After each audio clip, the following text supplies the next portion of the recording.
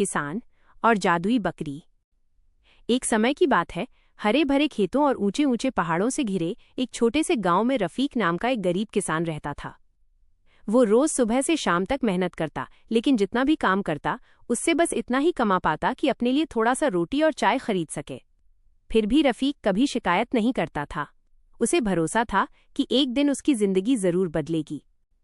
एक गर्म दोपहर, जब रफीक जंगल में जलावन की लकड़ियां इकट्ठा कर रहा था, उसे एक अजीब सी आवाज सुनाई दी। मैं आवाज का पीछा करते हुए उसने देखा कि एक छोटी सफेद बकरी कांटों में फंसी हुई है। उसकी चमड़ी ऐसे चमक रही थी जैसे उसमें छोटे छोटे सितारे छुपे हों। रफीक ने बड़ी सावधानी से बकरी को कांटों से छुड़ाया और अपनी बोतल से पानी पिलाया। रफीक हैरान रह गया जब बकरी ने नरम आवाज में कहा, धन्यवाद दयालु किसान। मैं साधारण बकरी नहीं हूं, मैं जादुई हूं।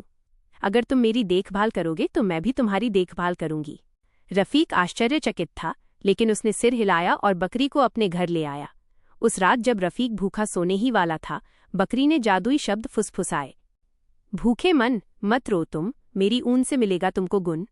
और अचानक सोने जैसी चमक के साथ उसके सामने मेज पर गरम रोटी, मक्खन, फल, दूध और चावल से भरी थालियां आ गईं। रफीक अपनी आंखों पर विश्वास नहीं कर पा रहा था। उसने पेट भरकर खाना खाया और बकरी को बार बार धन्यवाद दिया।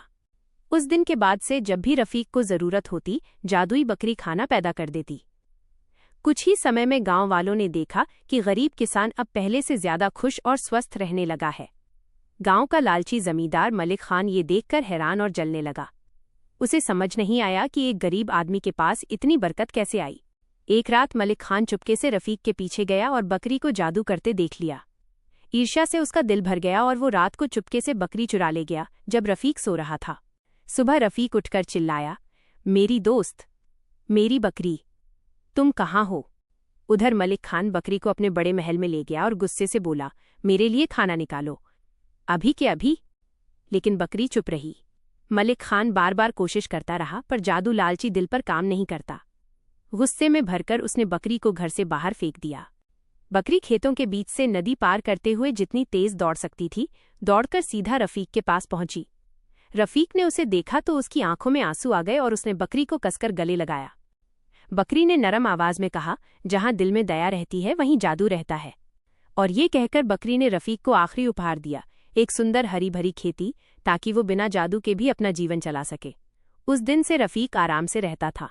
वो अपनी खेती करता, जो मिलता वो दूसरों से बांटता और कभी नहीं भूला वो सीख जो जादुई बकरी ने उसे दी थी।